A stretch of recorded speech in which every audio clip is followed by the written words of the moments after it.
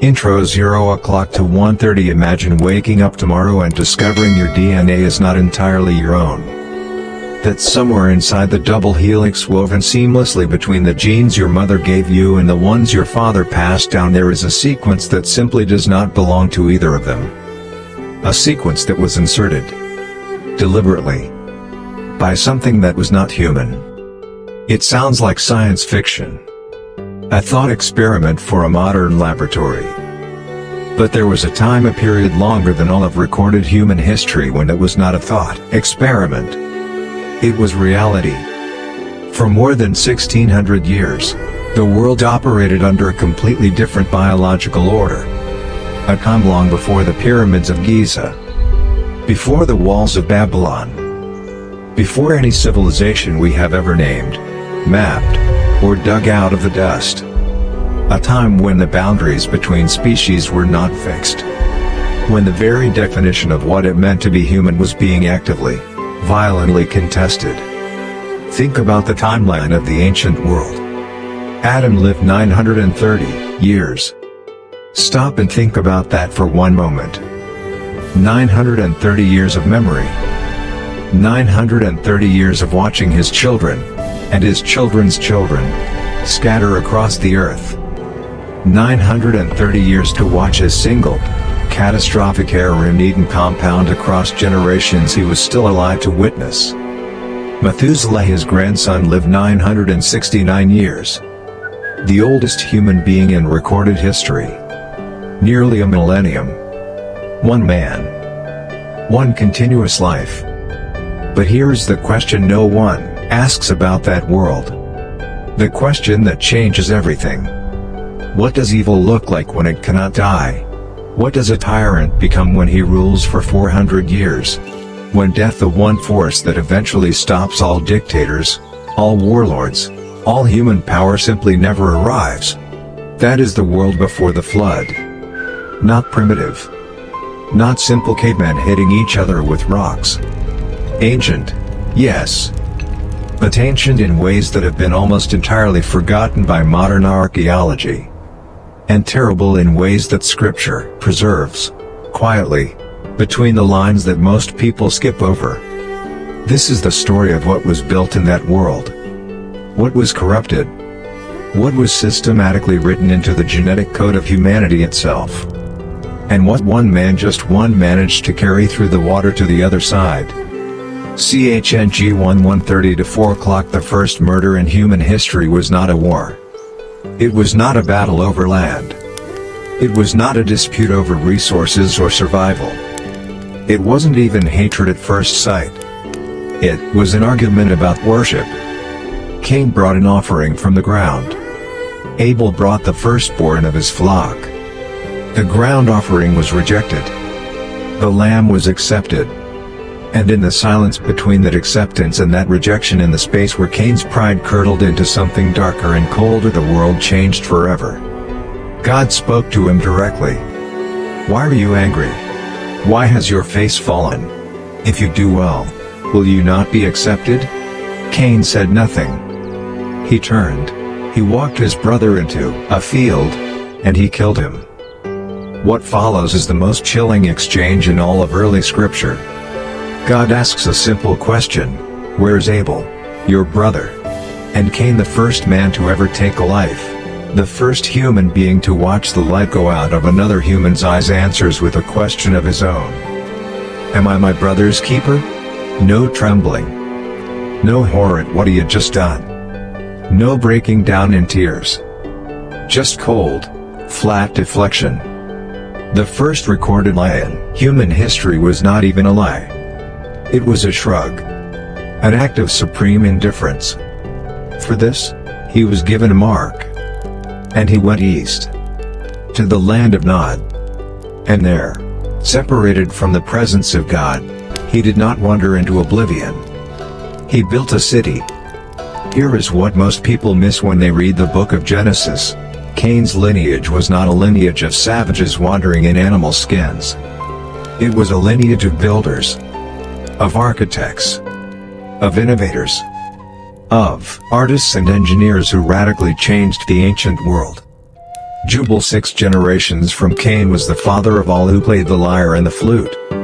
He discovered that specific frequencies, arranged in mathematical patterns, could alter the emotional state of human beings. He built an instrument. He harnessed sound. And the world was never the same. His brother, Tubal-Cain, was the forger of all cutting instruments of bronze and iron. A metallurgist. A weaponsmith. He looked at raw ore pulled from the dark ground and saw inside it the tools of war. He did not forge plows. He forged blades. Beauty and violence. Under the same roof. Born from the same father. And that father Lamech, seventh from Adam through the line of Cain, did something extraordinary. Something terrifying. He wrote a poem. Not a psalm to God. Not a song of mourning. A song of celebration. Listen to the words of the first piece of literature in human history. I have killed a man for wounding me. A young man for striking me. If Cain's revenge is sevenfold, then Lamech's is 77-fold. A boast about murder. A man so proud of his violence, so arrogant in his capacity to cause harm, that he set it to verse. He made art out of his own brutality. That is the city of Nod. That is Enoch, the first city, named after Cain's son. A civilization of high walls, of forged iron, of complex instruments, of towering forges. And no altar anywhere. A culture so deliberately turned away from its own origin that it had intentionally erased the memory of who made it. There were towers in that city. There was music filling the air. There was trade, commerce, and industry. There were artists who painted and sculpted, but who had never once looked at the night sky and wondered who placed the stars there. It was a civilization of extraordinary capability. And a soul emptied out completely. They thought they were the pinnacle of existence. They thought their iron and their music made them gods. But on the other side of the world, something else was stirring. And what that something was what it chose to do, and what it produced when it crossed the one line it was told never to cross. That is where this story becomes something Scripture has never fully recovered from. CHNG 4 o'clock to 10 o'clock. The line of Seth was different. Where Cain went east and built a civilization without memory, Seth's descendants held on to something they could not fully see. Something older than the city of Nod. Something that refused to be forgotten in the noise of Tubal-Cain's forges. It was in Seth's generation that human beings for the very first time began to call upon the name of the Lord. Not just to pray silently. To call upon. To gather. Collectively. And speak that name aloud as a deliberate act of defiance against the forgetting of the world. And among them walked a man named Enoch. Not Cain's son Enoch the city. A different Enoch entirely. This one walked with God. The Genesis text gives every patriarch the exact same formula. He lived this many years. He had children. He died. Enoch breaks the formula completely. Enoch walked with God, and he was not, for God took him. He was not. No death recorded. No tomb built. No burial ceremony. At 365 years old, which was remarkably young by antediluvian standards, he simply ceased to be present on earth. He was taken. Lifted out of the timeline. But before he was taken, he left something behind. The Book of Enoch, a text quoted directly by the Apostle Jude in the New Testament, a text read and revered by the earliest Christians for centuries, tells us what Enoch saw before he was taken. What he was shown. What he tried desperately to warn the world about. And what he saw was a catastrophe already in motion. A biological and spiritual breach that could not be undone. In the ancient Hebrew of Genesis chapter 6, there is a specific phrase that stops careful readers cold. Beni ha-Elohim. Sons of God. It appears in Genesis 6:2 and 6:4. It appears again in Job 1-6 and 2-1, where these exact same beings are described presenting themselves before God in a divine council in the heavens. The Hebrew language is precise here in a way that modern English translations often flatten. Beni Ha-Adam means sons of man, regular human descendants. When the text shifts specifically to Beni Ha-Elohim, it is making a deliberate, intentional distinction. These are not just particularly devout humans from the line of Seth. These are beings of a categorically different order. Entities from outside our terrestrial ecosystem. The Book of Enoch names them the Watchers. Iran in Aramaic, the Observers.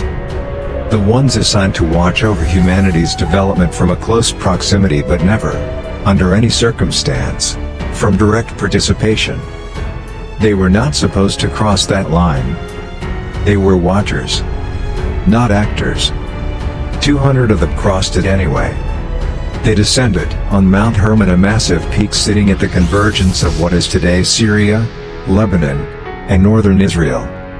A place long understood, by every single ancient culture surrounding it, to be a threshold. A place where the membrane between the physical world and the spiritual world was thinner than anywhere else on earth. Ancient Canaanite texts describe it as the meeting point of heaven and earth. The Phoenicians built temples on its slopes. Every civilization that bordered it treated it with the same instinctive, terrifying reverence, as if the mountain itself was a door that could not quite be closed. 200 watchers stood on the summit of that mountain, led by a commander named Shemihaza. And they made a pact, an oath bound by mutual destruction. They did not do this out of blind enthusiasm. They did it out of cold, calculated rebellion.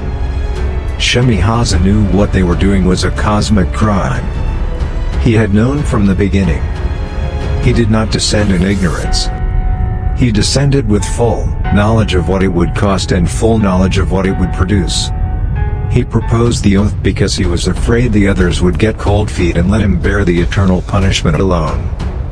If every single one of them swore, if they all shared the guilt equally, binding themselves with curses, none of them could back out without becoming a coward among the condemned. Mutual liability. The architecture of shared transgression. The names of those 200 are recorded in the Book of Enoch. Azazel, Samyasa, Armoros, Barakiel, Kakabiel. The text preserves them as deliberately as a criminal record. Each name, each specific crime, each piece of forbidden teaching they brought down that the earth was never meant to receive. Because they did not only bring children, they brought knowledge. They traded technology for flesh. The Watchers taught humanity advanced metallurgy beyond what Tuval-Cain had discovered. They taught how to forge shields, breastplates, and swords that could not be broken. They taught the cutting of roots and herbs, the first pharmacology, the first deliberate mixing of poisons and hallucinogens. They taught enchantments, and the resolving of spells, and astrology, and the reading of the signs of lightning. They opened the door of human capability far past what 16 centuries of natural, organic development should have produced. They artificially accelerated human civilization, introducing weapons of mass slaughter and tools of manipulation. And in exchange for this forbidden technology, they took what they wanted. They chose women from among the daughters of men. They took them as wives. They crossed the genetic boundary that God had established at the foundation of the world. And the children born from those unions, the offspring that walked out of those unnatural pregnancies and into the antediluvian world, were something the earth had never seen. Something it was not built to contain. Something that would soon push the entire ecosystem to the brink of total annihilation. CHNG 3:10 o'clock to 1700 hours. The word in Hebrew carries its own terrifying meaning in its very root. Nephilim. The fallen ones. Those who fall. Those who cause others to fall. Ancient scholars argued for centuries about which translation was correct. Looking at the devastation they caused, they may both be true. They were giants. But do not picture the clumsy, slow-moving monsters of children's fairy tales. The Book of Enoch and subsequent ancient texts describe a scale that staggers the imagination, beings whose height, whose density, whose physical power made ordinary human beings seem, by comparison, like insects. They were apex predators, genetically superior in strength, unmatched in violence, completely devoid of human empathy because they were only half human. At first, the earth fed them.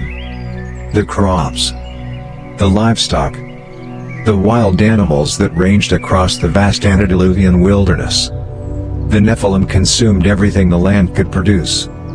Their metabolism, their sheer size, required an intake of calories that ordinary agriculture could not sustain. And then they consumed everything faster than the land could produce it. The harvest disappeared. Entire fields stripped bare. Then the animals. Whole herds slaughtered and devoured. Then, when the grain was gone, and the cattle were gone, and the birds of the air had been hunted to exhaustion, they turned to human flesh. The Book of Enoch moves through this progression with clinical, unsettling precision. After the human beings came the birds. After the birds came the creatures of the sea. And when there was nothing left outside themselves, when the hunger became an absolute, overriding madness, they drank each other's blood. They turned on themselves. Pattern interrupt Stop for a second. Think about everything you have ever been taught about the ancient world. We are told it was a time of primitive hunter-gatherers. Simple people living simple lives, slowly figuring out how to plant wheat and domesticate dogs. Erase that picture. Imagine a world where cities of forged iron and bronze are being systematically hunted by biological anomalies. Imagine a global ecosystem collapsing under the weight of an invasive species that cannot be killed by conventional weapons. A world where the skies are thick with the smoke of continuous war, and the ground is soaked in the blood of billions. This is not a myth about a local flood. This is the story of a planetary containment protocol. End pattern interrupt Now understand what this reality meant for the normal people who were still alive. There was no government that could stop them. No army of Cain's descendants, with all their bronze weapons, sharp enough to penetrate skin that was like cracked volcanic stone. No city wall high enough to keep them out. No treaty powerful enough to negotiate peace. No offering sufficient to satisfy their hunger. The families of Seth, those who still gathered and called upon the name of the Lord, watched the world being consumed from the edges inward. They watched the grand, arrogant cities of Cain's descendants fall first. They watched the fields go silent.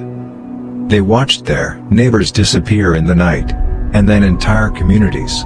And then the silence came closer to their own doors. There were no courts recording these events. There was no historian with a scroll to write down the names of the dead. There was only the accumulation of absolute loss. Mothers who stopped looking for their missing children because they already knew exactly what had happened to them. Old men who sat at the threshold of their shelters in the morning light and simply waited for the inevitable. Villages that no longer sent traders to other villages because the roads between them had become slaughterhouses. The dust of that world was soaked. The soil beneath every city and every field held blood that had no justice behind it. Blood of the innocent. Blood of the guilty. Blood that simply ran because there was nothing left strong enough to stop the bleeding. The word the Hebrew text places over this specific era is Hamas. Lawless, unrestrained violence. Not war. War has rules, even brutal ones. War has treaties and surrenders. Hamas is violence that has shed every last constraint. Violence with no floor. Violence for the sheer sake of destruction. The cries of the dying rose from the earth. Not metaphorically. The text is very specific. 4 archangels Michael, Gabriel, Raphael, Uriel looked down from the edges of the firmament and brought what they had witnessed directly before the throne of God. The Book of Enoch preserves their exact words. The cries of those who have perished have reached the gates of heaven. The souls of the dead are groaning. Their voice has reached heaven. They were being heard. Every single drop of blood was being counted. And then we reach the most overlooked, the most profoundly heartbreaking verse in all of Genesis. Chapter 6, verse 6. And the Lord was grieved that he had made man on the earth, and it pained him to his heart. The being who spoke the universe into existence. The intelligence who separated light from darkness with a single word. Who breathed into dust and made it draw a breath. Who calibrated the precise mathematical distance between the earth and the sun so that water would stay liquid and life would not burn or freeze. That supreme, infinite being is described here in the language of human heartbreak. Not fury. Not rage. Not cold judicial calculation. Grieved. Pain to his heart. In the beginning, God looked at everything he had made and called it very good. The totality of creation, the perfect, genetic architecture woven into every living thing. The image pressed into human beings. The mathematics of biology itself very good. Now, that same creation was being torn apart. The genetic code he had placed into humanity, the Imago Dei, the image of God, was being actively, intentionally spliced with something that was never designed to touch it. And the world that resulted was one where 90% of the living things on earth existed in conditions of unrelenting terror. The flood was not an act of anger. It was a surgeon's decision. Made in deep grief, not fury. A decision to amputate a contamination before it completely consumed the tiny fraction of humanity that remained untouched. And there was exactly one thing remaining untouched. CHNG 4 1700 hours to 2600. His name appears in Genesis 6-9, attached to a single Hebrew word that changes the entire meaning of the Noah story. Tamim. Every English translation reaches for words like blameless, perfect, righteous, and Tamim carries all of that moral meaning, yes.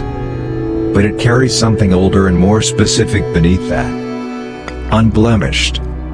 It is the exact same word used later in Leviticus to describe an animal suitable for sacrifice. A lamb with no physical defect. No contamination. No spot. Noah was Tamim. Morally, certainly, he was a righteous man in a dark generation.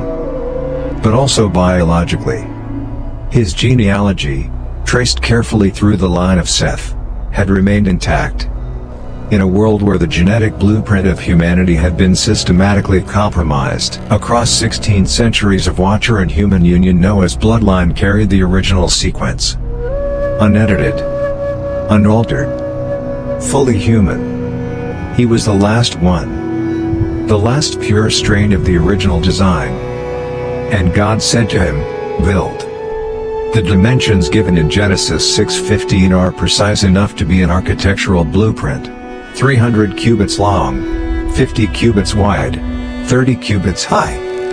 Using the standard ancient cubit of 18 inches confirmed against Egyptian and Babylonian texts, that gives us a vessel 450 feet long, 75 feet wide, 45 feet high.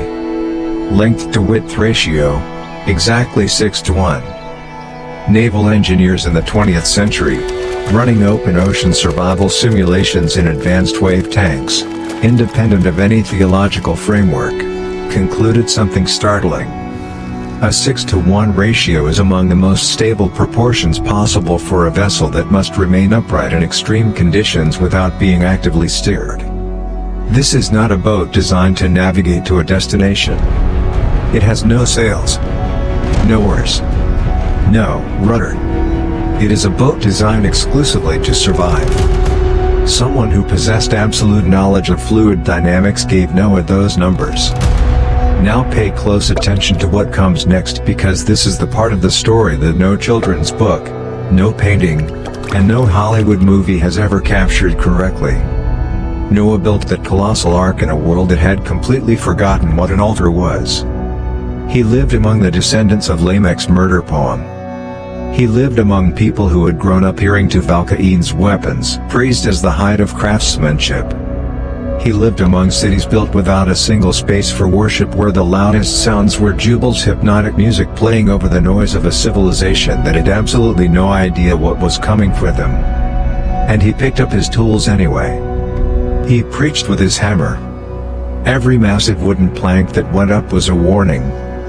Every heavy beam sealed with black pitch was a silent sermon to people who walked past him, pointing and laughing. For 100 years, no one listened. 100 years. Think about the psychological endurance required for that. Not a single convert. Not one family beyond his own wife, his 3 sons, and their wives. 8 people. One man standing against the overwhelming momentum of 16 centuries of accumulated moral and genetic collapse. And the only voice he had was the sound of wood being shaped in the blistering heat. The same neighbors who laughed on the first day still laughed on the 500th. The children who grew up watching him work the timber grew old watching him finish the roof. He was not a prophet they ignored once and moved on from. He was a prophet they ignored every single morning for a century. Dust settled deep into the lines of his hands. His shoulders bent under the sheer physical weight of the work, but even more under the weight of the silence from the people who watched him and turned away. But here is what the text does not explicitly record, and what is perhaps the most important detail of all. Noah never stopped. Not when the mocking was loud. Not when the silence was louder. Not when 100 years of faithfulness had produced exactly 0 visible results in his community. He kept cutting. He kept sealing. He kept building a massive, absurd object that made no logical sense to anyone alive because the instructions had come from a voice they could not hear. That is the shape of faithfulness when there is no audience for it. He kept building until it was done. And then, it rained.